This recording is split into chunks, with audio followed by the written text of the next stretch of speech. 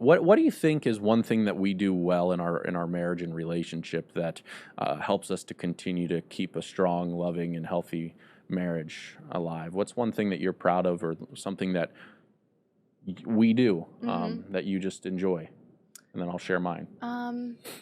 Or unless you I want. have a couple things. Oh, well, that's good. That's good news. I have a couple things just because like I feel like it's hard. You can't just pick one. Sure. But I think first and foremost is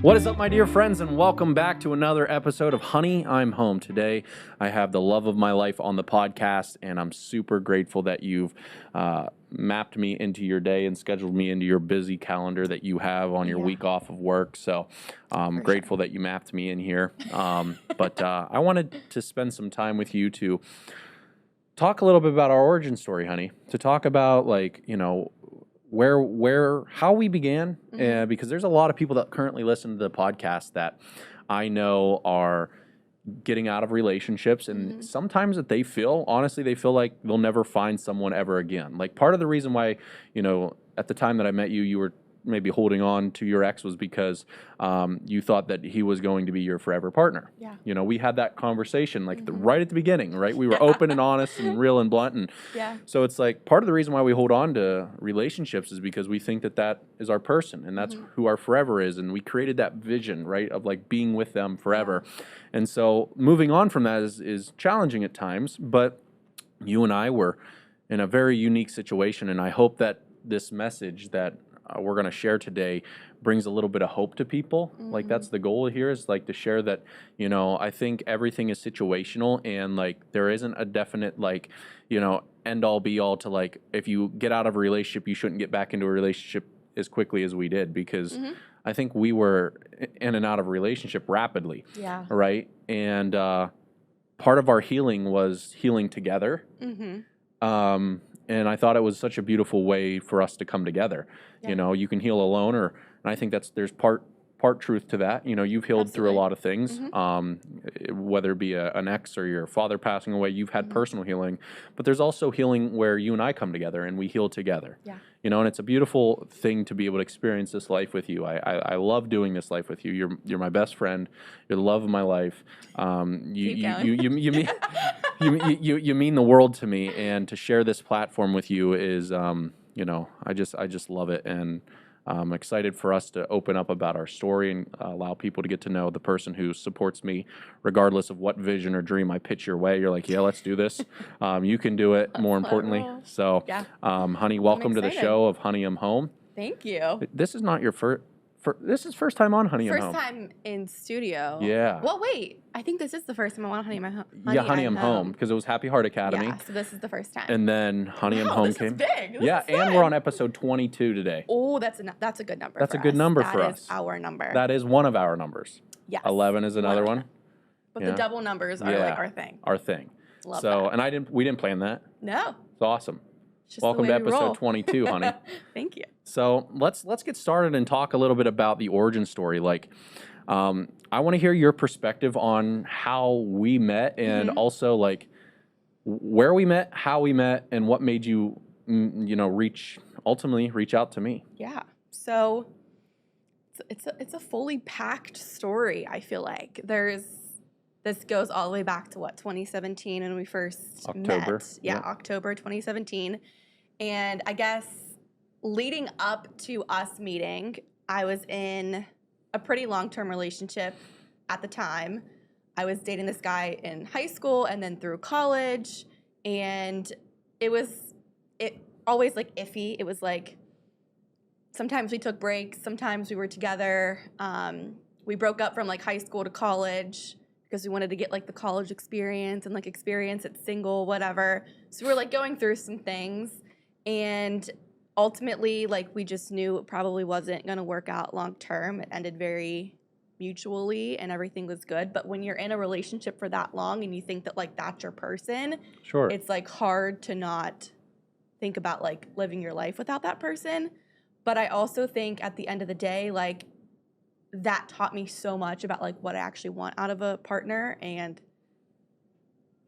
you came into the picture, but it just taught me so much of like I feel like I put all of my eggs in one basket of like a person that I like didn't realize like, oh, who is Nicole? Like, what does Nicole like to do? What are Nicole's hobbies? What is, like more focused on myself, because I didn't have that for like those years that I was with that person. So with that, you come into the picture kind of from October. Yeah. Now, it was, every time I like tell this story, I feel like it's like, it sounds really bad than like, but it actually wasn't. Like this guy and I were trying to decide if we were going to get back together, and you knew that, and I told you that, and I actually told this other guy that too. And I was like, winners win. Yeah. Winners win. Sorry, buddy. I was like, I don't Winners know, win. like this guy that I met, I think he might be the one. And he was like, okay. So we ended up breaking stuff off, and it was fine. But it wasn't that long after that happened that you and I started talking. Right. And we met each other via social media, but you didn't reach out to me because you thought that I was still with my ex, because it looked like I was, because it was all, pictures on social media and whatnot. And then I was like, let's stop there. So we connected through a friend that I knew from Pitt that was actually from your hometown, and that's how I think we had like a mutual suggested friends. Yeah, and it was on Instagram. Yes. And so I want to talk about the importance of that, because throughout I was modeling and traveling a little bit at the time, and something intuitively always spoke to me and told me that I needed to reach out to you. I was going through a moment in time where I too was trying to figure out if I needed to pursue someone that you and I've talked about in the past of an ex, and it was like I don't know, but I was in a different place, right? Yeah. And so I was like, I shouldn't reach out to you, even if my intuition was telling me that I needed to reach out to you, and I had no idea why. But then when I went on your Instagram, I was like, I'm not going to reach out to you because this guy's all over your page, and I can't tell if you're single or if you're with them, because it's like, are you deleting photos or are you not, and so on and so forth. So I never ended up reaching out to you, and I hope that I would had the courage, if you never reached out to me, that I would have reached out to you. I hope God would have given me that courage, because like I almost missed this opportunity. Part of what I want to say there is like, trust your gut, follow your intuition. Yeah. You said something really beautiful that I always talk about, is like, sometimes you got to know what you don't want in order to find what you do want. And you just talked about how, that with your ex was like, it was a gift, because you figured out, you learn more about yourself and who Nicole is and what she likes and what makes her happy, and the confident and beautiful woman that you became and still are. And then you're like, my relationship in the past was chaotic. There was fighting, there was yelling, there was screaming, there was same thing for me. Yeah. And sometimes we have to experience those things to witness what we truly do want. I didn't want to come home to a wife that wants to complain and yell at me, or like we raise our voices at each other, or we argue and fight. I mean, I won't say what I believe, but how often do we fight or ever get into an argument? It's super rare. Now, of course, we bicker like every married couple about like stupid little stuff that like happens during the day or like whatever. But yeah, no, it's never. We've had a couple like bigger fights. Sure. But not anything that's like groundbreaking to be like, oh, I'm leaving. Like, sure. We've never gotten to that point of like questioning anything, and even if we do have big fights like that, like we always come together at the end of the day. Yeah. So. Yeah. And it's like, what I want to talk about is, so I didn't reach out to you, and you ended up reaching out to me. Yes. And you reached out to me on a Wednesday, and I was like so excited that you did. I was like, this is crazy. Yeah. Because I've been wanting to reach out to you. So we started talking on a Wednesday, and then on Saturday, so Wednesday, Thursday, Friday, and even Saturday, we were talking to each other on the phone constantly for hours, FaceTiming. Yeah. I remember you were working, doing WPXI stuff and different things like that, and going through some tough classes. I remember there's a professor that you didn't, like. Broadcasting school was rough. Yeah. This is people think it's easy, but it's not. No, it's not. It's not. Based upon what you've told me and experienced. Yeah, so, no, it wasn't easy. I came down on Saturday, which I live about 3 hours away from here. I drove down, and I was super excited to meet you, and we met downtown Pittsburgh, and we just walked and talked, and you showed me your school, and you showed me different locations. We actually hung out at the Point, the same place that I asked you to marry me, and because this was the first point and place where we met, the point where three rivers come together and become one, and the point where I asked you to marry me. That and was the part of the poem. Yeah, that was part of the poem. Spelled Mary wrong. That's okay. I said Mary. I might have spelled it. At least I didn't have you read it. Can we talk about that for a second? Yeah, go ahead. You literally, so he wrote me this super sweet poem when he was proposing down at the point. And it was beautiful. Sure. And I think I like blacked out in the moment because you just kind of do when that happens. Yeah. But after the fact, we went back to my parents' house and they wanted to see the note that you wrote for me. Yeah. I was like, I actually like physically read it for the first time, and I'm like, oh my gosh, he spelled Merry like Merry Christmas, like M-E-R-Y. Nothing wrong with that. And I remember my dad was like roasting you for that. He was like, yeah, it wasn't. He was he's like, at least you said it and not read it. Not read it. Exactly. Yeah, that'll always make that special, right? So funny. But yes, the point was the spot. Yeah, the spot, the point, Yeah. and so we met online, and I knew that my intuition was pulling you. After I met you, like we met in person on Saturday, and we went out, walked around, and had a really great time just talking to each other. I never wanted to leave, and I remember sitting down at the point and looking over at the Steelers Stadium and looking at the city and being like, this is our city. We were meant to be here together, and painting this vision right away. As soon as I met you, I gave you a vision of like what our life can look like. Yeah. And you seemed like all for it. You were entertaining it. You weren't running away from it. You were receptive of it, and the ability for you to hold a conversation the way that you did just made me so much more attracted to you. And that night we went out to the Cheesecake Factory, and I got this great meal, and you get like literally it was orange chicken, right? I got orange chicken, orange chicken and you rice. order for dinner a what? Your just a big triple piece chocolate of whopping chocolate cake. That's it, and you had like four Pepsis. Oh my gosh. You had four Pepsis. What a drastic change of what my life looks like now compared to when we first started dating. I would down Pepsis like it was nobody's business, and I would eat chocolate cake like it's dinner. Yeah, like you guzzled Pepsis. You were like slightly concerned. I was because I was a health nut. What? Yeah, what the hell? No. Yeah. So, but that why I want to share that part is because it was 4 days of talking.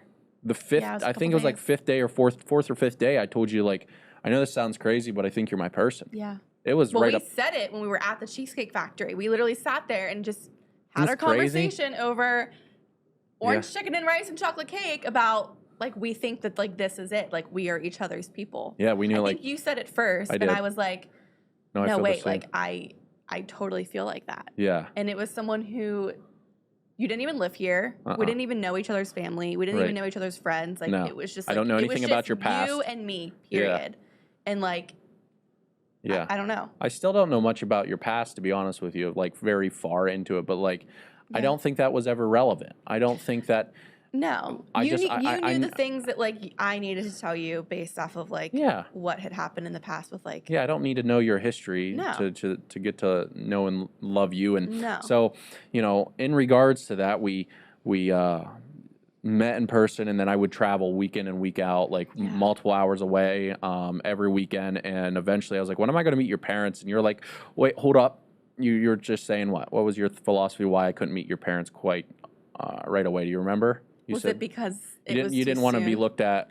Yeah, I didn't want to be perceived as like, oh my gosh, like here she goes again, like bringing in another guy home. Yeah. Like, especially that soon after like that long-term relationship had ended. Yeah. I didn't want it to seem like I was just rushing into another thing just because I felt like I needed someone. Like I just didn't really know how my family or people were going to take it or react to it.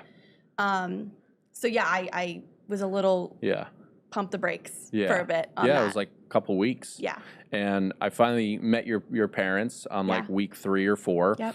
And I walked in, and I remember your dad I think we walked in together. You drove me to your house. Yeah. And your dad was up in the kitchen with the towel over his shoulder and his boxers, and literally the only thing keeping me away from him and his pecker was basically a button. That was like, that was it. And I was so nervous to meet your dad, but I was like, as soon as I saw him in his like, I think it was like a pit shirt and like literally like boxer shorts. Just like I was like, he's just chilling. He's such a chill guy. Hanging out. Yeah, he was literally just hanging out. And like that is what I think is so funny, because like now looking back, like I feel like that set the tone for like the relationship with you and my dad, because like it was great. Yeah, like that. The confidence that man held. It really said it. And he didn't care. He was like, hey, what's up, Tyler? Yeah, nice to meet you. Shook my hand, looked me dead in the eye. And this is a big Greek man, and it's so funny because, like, that is what I always wanted in, like, a partner. Not just a boyfriend, but a husband, is the relationship that you had with my dad. Because I never, like, the people that I dated prior to you, like, there were always problems. Like, they never got along really well. And, like, that was so important to me because family is, like, everything to us. Yeah, for sure. So you having that relationship with not only my dad but my family was like super, super important. So like that's why I pumped the brakes a little bit on it to begin with. But once it happened, it was like it was great. They asked me if I wanted to stay over that first night that I met them because I had a 3-hour drive and it was like 10 o'clock at night. Yeah, my mom's like, no driving home, no driving home. I was like, no, I'm okay. I'll drive home. Yeah, it was fine. So like it was really cool, and I just want to talk a little bit about like, you know, from there, like that's just the really origin story. It's a story about like taking a chance, you know, because I moved down to Pittsburgh without a job, you know, and I literally, I mean, I was paying so much rent around here is crazy. So it was like I was paying out of pocket rent, couldn't find a job. I think coming from your hometown, being so small and tiny, and like everything was dirt cheap, to now moving to a humongous city with that's up and coming and growing. Yeah, it like threw you for a loop. It did. Yeah, I didn't think rent was going to be like $1,000 when I was paying like $200 a month in rent back home. And you were just like, well, I'm going to pick up everything and leave because my brother's leaving. He's moving to California. You're moving to Pittsburgh. Like, you're like, there's no reason why I need to stay in Clearfield. Like, there was no point. Yeah.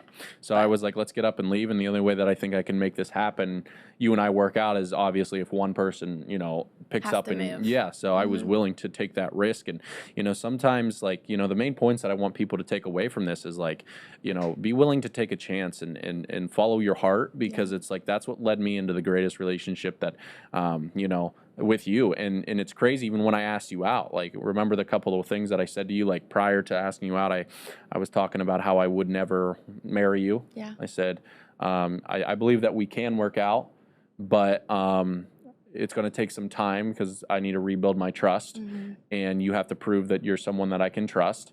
And then I said, and also don't ever expect me to marry you. And you applied to these terms and agreed to them, and you're just like kind of like, ha ha ha, little does he know. I'm like, ooh, you'll see. Yeah, you'll see.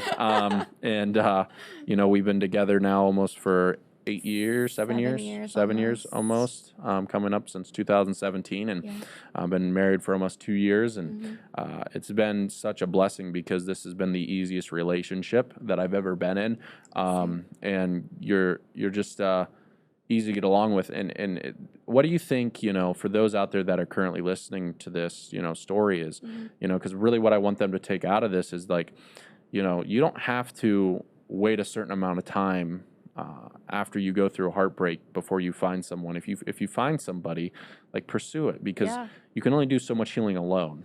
And so, like, you know, what's something that you would like to share with people that maybe the women out there that are currently like, you know, they just went through a breakup, as you know, or a heartbreak, a divorce, and they're like, maybe they're not ready to find someone, or they are looking for someone. I mean, what kind of, you know, wisdom or advice would you give them to, like, you know, take? Well, I think the first thing is like not to intentionally rush that process of like healing, because although my healing technically was like a month or two, you just so happened to come into my life at the right time, and I wasn't going to push you away just because I felt like, oh, that was too soon. Sure. Now, of course, like we were talking about, you know, I did feel a little bit self-conscious just because I was at that time really worried about what other people were going to think. Yeah. But I also think that's valid. I think that's a valid thing to think about when you're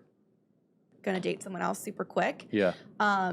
But what I always tell people right now is just to take your time to heal and figure out yourself and figure out who you are and what you love, and like just what you want your life to look like, and your values and your faith and all of that. And then once you figure out that basis, it doesn't have to take you a year, it can take you a couple months. Right. But once you figure out yourself and you heal from your past, whatever that looked like, I think you're setting yourself up in the future for the best relationship or the best partner that you can be. Definitely a better relationship, yeah. And a better relationship. It's going to come with it. Yeah, yeah. But I think just staying true to yourself, not settling, but also figuring out at the end of the day, like, what do you want out of life? And then bringing in your partner, because that was kind of how we were. Yeah. Like, I figured out, like, okay, my last relationship, like, faith wasn't huge. Like, we were not the same faith, and that was something that internally was always super important to me that I couldn't get behind because it was never going to be the same. Yeah. So I knew going into our relationship, like, I knew I wanted faith to be a good foundation. Yes, like the foundation. So there was just things that I learned in that time frame of that process that I was just like, yeah. And these are my standards going in to my next relationship that just happened to be with you. Yeah, and I think as long as you have some foundational things, you don't have to have everything figured out, right? Because it's like, yeah, faith was a big one, family was a big one, communication was a big one. We also never wanted to raise voices at each other to like cause this just disarray of a relationship. Like, you know, there's no reason what's the purpose to fight when we're on the same team type of philosophy. It's like we want the same thing, right? We both want love and we both want respect and we both want to be together. Is that right? Yeah, then we don't need to continue this argument because it's taking us away from each other, not putting us back together. Because we both came from that, you know, tough relationship. So it's like learn from that, understand what you don't want to, you know, discover some of the things that you do want. And that really does push you and propel you forward. And then it's like, you know, I never try to steer you in the direction of choosing me over him in the essence. But like, once again, when you value yourself enough to raise your standards, you know, then you do begin to attract a better quality partner. Now, I'm not saying that I was a better quality partner in the essence of I'm a better man, but like, you are. Well, regardless, it's like, but you know, I think everyone has the ability to change and become better themselves. For sure. And everyone can learn through that. So take these moments of like, you know, struggle and make them great. Every time we struggle through something, we try to learn something from it. Always. And figure out how we can improve or make sure that when we go through that struggle again, it's not as such a severe struggle. You know, and the last couple questions that I have for you, because this is just the origin story. Of course, I want to continue to talk to you about this, but like, you know, what do you think is one thing that we do well in our marriage and relationship that helps us to continue to keep a strong, loving, and healthy marriage alive? What's one thing that you're proud of, or something that we do that you just enjoy? And then I'll share mine. Or unless you want. I have a couple things. Oh, well, that's good. That's good news. I have a couple things, just because like I feel like it's hard. You can't just pick one. Sure. But I think first and foremost is our communication is always on point, no matter if it's like fighting communication or just like daily communication with just like our crazy schedules of life. The communication has always been so important to the both of us, and we've made that known. So I feel like we have that down to a yeah. You know what I mean? The second thing is I love that we are able to have time together, but then also have time apart from one another. And it's like, I feel like that's like really good in a relationship to have. Like, we don't spend every living day of every moment together. Right. And I feel like that is so important to have, because like you go do your thing, I go do my thing, and then we reconvene. And it's like, for me, I'm someone that needs some time to myself most of the time. Sometimes I think I'm more needy in that than you are. Yeah, sometimes. Yeah, I could see that too. Yeah. But I think that like I just love my quality time with myself of just like relaxing and doing things that I want to do, and like, you know, I just love going in the bathroom and doing like random skincare stuff, or like my nails, or like just, I don't know, I like having time to myself, but like we also love having the time that we have together all the time, like before we go to bed and like dinner time. Like that's something that we never do separate often, is dinner. Like I'm always making dinner and we're always sitting down together every single day, like no questions asked. Yeah. Like we make time for each other for that. Yeah, like that to me is super important. That's something else that I like love to do, because like that's That's how my family dynamic was growing up. Was every day. It didn't matter if it was the weekend, the weekday. You guys always ate at the dinner table. Everyone was always eating at the dinner table with no phones. Phones down. Like Dad just always quality said time. no phones. Dad hated phones at the dining room table. But but no, I think that's something that I'm glad we incorporated into our marriage, because it is so important. Like we, you know, you work your job here, I work my job. We come together, we reconvene, we have dinner, we talk about our days. Yeah. Then we separate for a little bit. Yeah. Then we come back together at the end of the night. Yeah. I don't know. Those are just two things that like love that. Sparked. I just like love that we are on the same page, and it's just very easy. Like our marriage is, I don't even know. It's easy. And it's I think it's a blessing. And you know, I want to share this because I think it's super important. One of the things that I love about our marriage is that we still say please and thank you constantly. Like you pointed that out the other day, and I was like, oh wait, we actually do. You see it all the time now, don't you? I'm noticing but it more. But it feels good because it's like recognizing and acknowledging, even when you like, oh, you took like last night. What I thank you on? Unloading the dishwasher. Yeah, I said, oh, you unloaded the dishwasher. Thank you. It's like, I could expect that because you were home all day and things of that nature. And if you didn't, I never call you out on these things. Never. I never say like, well, you didn't take out the trash, you didn't do the dishes, or what'd you do? Or we could talk about, I made popcorn last night to watch a show, and I didn't want to finish it all, so I asked you if you wanted to finish it. Yeah. And you did, and you left the bowl on the floor next to the couch, and the dog was going over there about to eat popcorn kernels, and I'm like, pick up your bowl. And he's like, it's not my bowl. Yeah, it's not. It wasn't my bowl. It was your bowl. You got it out. I'm like, you take care of it. But like we come from a very love and respecting place, and that's just like please and thank you. Like just those little things constantly, like every single day, and recognizing the little things that each other do, and not try to look past those. Really keep our relationship strong. It's like every day, like even on our morning messages, how we always end it with like what we're grateful for. Yeah. How grateful I am to have you in my life. And I would rather that be the repetition of like something you're just like you're bored of hearing, because it's really good boredom. Like it's but it's true. Yes. It's like we send those messages every morning. Yeah. To remind each other. Yeah, like audio messages. Yeah. Every morning before we both get to work, of just like how grateful and thankful we are to have each other. Yeah. And every day. Yeah. Just it's have nonstop. a great day. Love you so much. Yeah. All of the things. Whatever.